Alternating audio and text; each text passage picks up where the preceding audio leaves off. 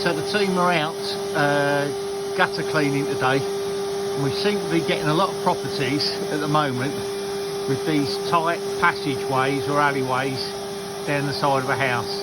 Now again, this is why we use a sky back, because we couldn't, if we wanted to, put ladders up there because of the angle of the dangle with the fence, etc.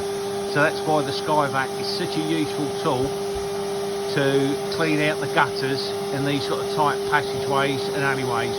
Once Liam's gone across and clean the gutter, we can then check it, and you can just see there with our camera.